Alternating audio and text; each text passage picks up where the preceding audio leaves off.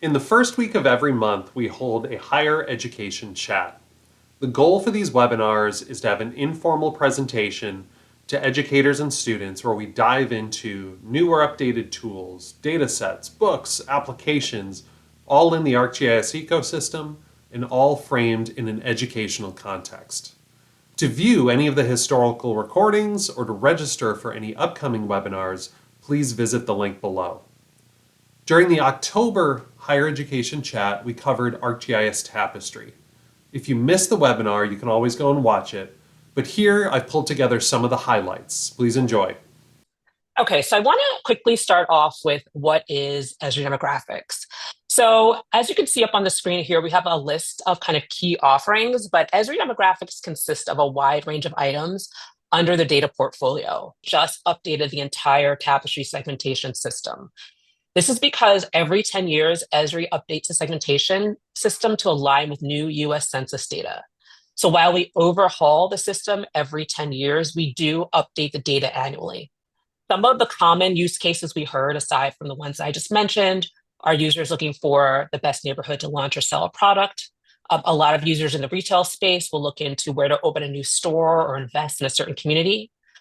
Some users really want to find out who is their target demographic and where do they live, what do they do.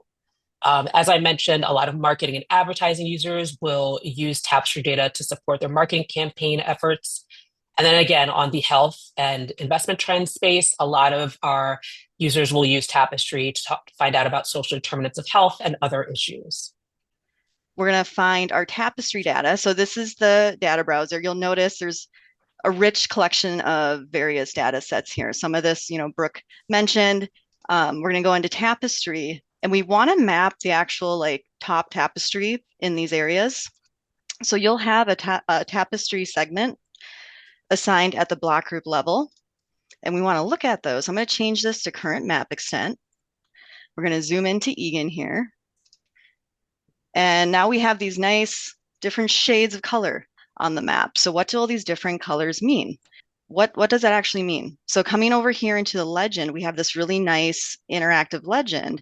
What we can do is, okay, here's our orange category, the L, Premier Estates. We can open this up.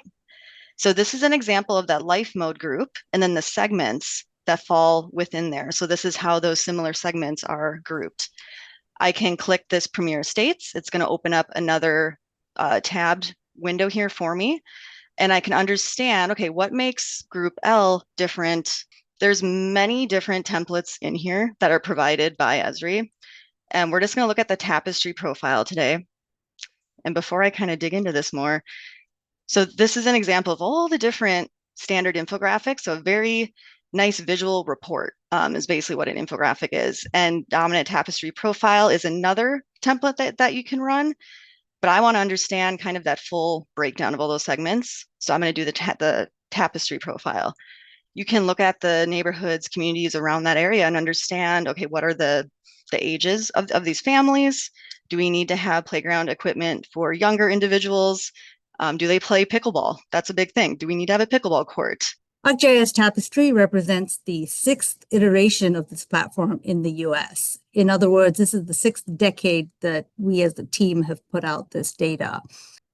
Last but not least, a good amount of time is spent on building segment descriptions. And this is looking at thousands of data elements, including the consumer behavior data, to build a picture of the who, what, and why of each segment. Now that we've looked at all of the life stages and the persistent segments in those life stages, let's focus on the trends driving new segments. Several key trends have shaped the social demographic landscape over the last decade.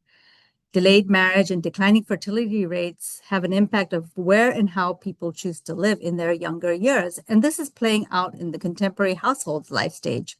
There you have it.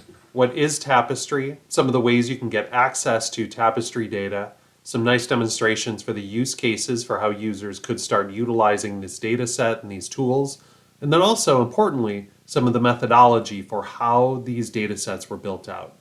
To view all of the details and the full webinar, please go watch the recordings at the link below. And then look forward to the webinar in November that'll be coming up on the assistants that'll be found across the ArcGIS ecosystem and how you can use them in education. Thanks.